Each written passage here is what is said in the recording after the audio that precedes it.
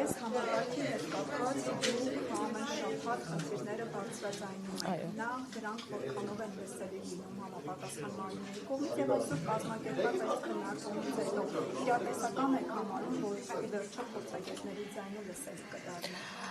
Այո, դեռ 2025 թվականի 4-րդ եռամսյակից ես խոսում եմ, կանխատեսել եմ բոլոր այն խնդիրները, որին մենք այսօր արդեն իսկ հանդիպում ենք, ճիշտն ասած, մի բանում եմ սխալվել, ես կանխատեսում եմ, որ գոնե 4-5-րդ ամսից կսկսվեն խնդիրները, սակայն ցավոք սրտի հենց առաջին ամսից եղան այն բոլոր կանխատեսումները ապահովագրության համակարգի, այսպես ասած, ոչ նորմալ մեկնարկի մասին։ Իրականում լսում են, թե ոչ, որոշ բաներ լսում են, ապահովագրական օրենքի նախագծում շատ բաներ ոչ օֆիցիալ, բայց փոխեցին, օրինակ նաև շատ ենթաօրենսդրական ակտերում կատարեցին փոփոխություններ, հասարակ օրինակ վարակիչ հիվանդությունների ցանկը ընդլայնելու հետ կապված, բայց դրանք լուրջ չեն որպես պետական կառավարչական մարմին, որ Facebook-յան էջով հետևեն փորձագետների այսպես կարծիքներին եւ կատարեն փոփոխություններ օրենսդրության եւ ենթաօրենսդրական ակտերում։ Իրականում պետք է լինի լուրջ քննարկում, լսեն բոլոր մասնագետների կարծիքները եւ այնուհետեւ կատարեն համապատասխան ենթադրություններ եւ փոփոխությունները։ Կարծում եմ, որ պետք է ավելի լուրջ առաջարկներ լինեն, պետք է լինեն ավելի լուրջ մոտեցումներ, որովհետև եթե այսպես գնա, այս կարևոր ռեֆորմը, որը որ ոչ ոք չի մերժում, մենք գիտենք, որ երկրի զարգացման սոցիալ-տնտեսական վիճակի կարգավորման համար ապահովագրության ներդրումը շատ կարևոր է, բանալ աղքատության վերացման քայլերից մեկն է, որովհետև գրպանից ծախսերը բերում են երկրի աղքատների քանակի ավելացմանը, սակայն այս փաթեթը, որը ընդունվել է, աղերս չունի աղքատության դեմ պայքարի հետ, որովհետև մենք ընդունել ենք մի այնպիսի ապահովագրություն, որը սոցիալական կոչվելուց հեռու է, այսինքն աղքատները վճարում են հարուստների համար։ Դա մի մեխանիզմ են ներդրել, որի դեպքում հաստատված գումար են գանձում, որի արդյունքում ցածր աշխատավարձ ստացողները, բարձր աշխատավարձ ստացողները նույն վճար են ուզում, նույն փաթեթից են օգտվում, որը որ սոցիալական հավասարության հետ կապված խնդիրներ է առաջացնում։ Հարցնել, որովհետև երբ քաղաքացիների հետ զրուցում ես, իրենք եւս ընդունում են այս տարբերակը, բայց գումարների մասին են նշում, որ արժեքը բարձր է, իրենց ոչ հասանելի։ Ինչու այս սոցիալական անարդարության, այս թվերի տարբերությունը նախարարությունը հաշվի չի առել կամ չի դիտարկել։ Բազմիցս խոսվել է դրա մասին,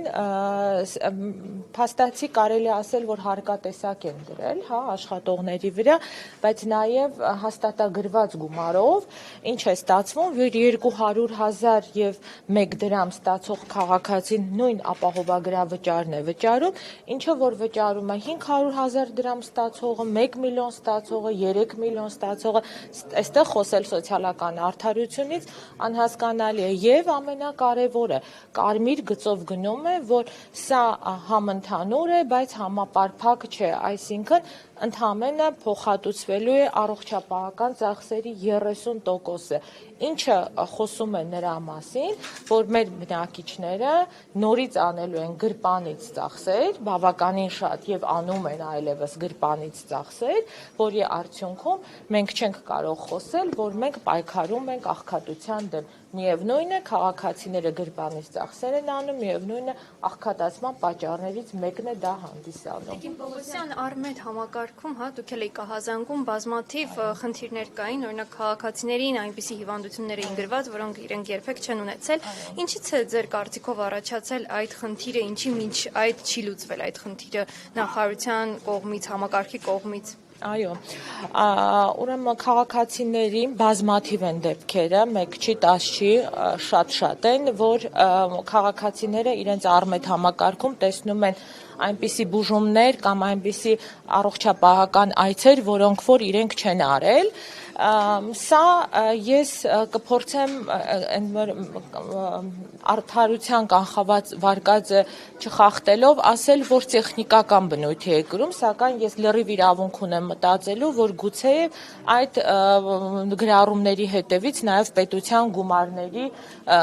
գումարների հոսք է եղել, որովհետև երբ որ տեսնում ես գրառումը, ներքևը տեսնում ես նաև փոխհատուցված գումարը։ Օրինակ, իմ ապենդիցիտի վիրահատության ժամանակ, եթե չեմ սխալվում, 170,000 պետությունը հետևից գումար էր տվել։ Ինչն է սա խնդիրը։ Սա խնդիր է, որ Արմետ համակարգին առողջապահության նախարարությունը չի տվել համապատասխան տեխնիկական բնութագիր, տեխնիկական պահանջը, որ օրինակ քաղաքացու իդենտիֆիկացիայի համար մենակ անուն-ազգանունը քիչ է, պետք է լինի ID,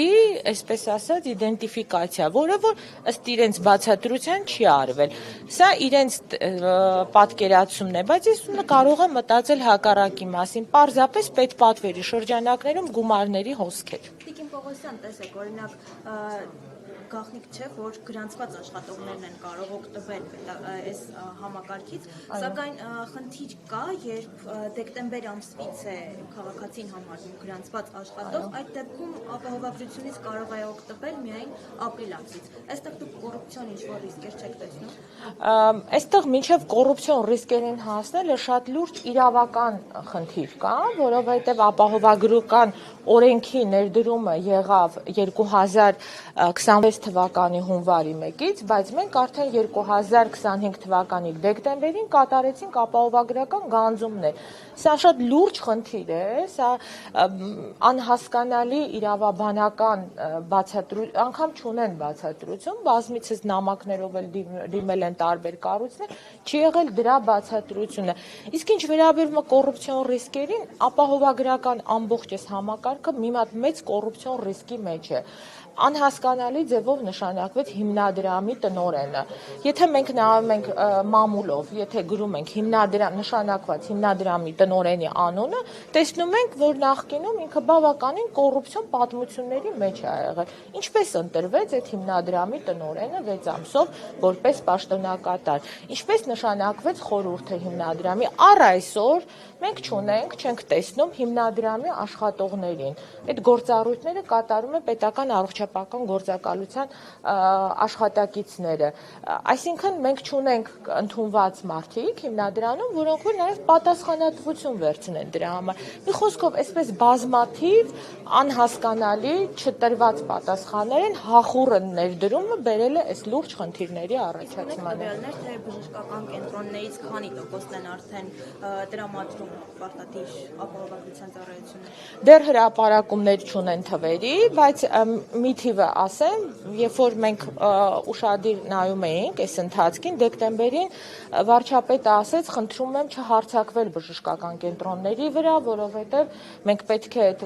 ներդնենք հիմնադրամը եւ այլն, հասարակ թիվը ասեմ, ԱԱՊ-ի հետ կապված արտահիվանդանոցայինի Հայաստանի Հանրապետությունում ամբողջ տարվա ընթացքում արտահիվանդանոցային այցերի թիվը մինչև 13 միլիոն է։ Եթե հաշվի առնենք, որ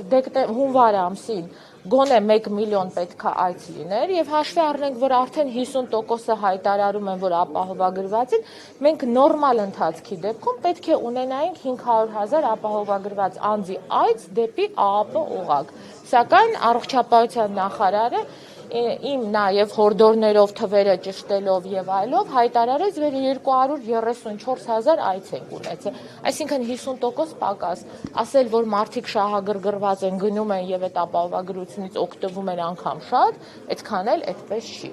Ըստ իրենց թվերի հրապարակումների։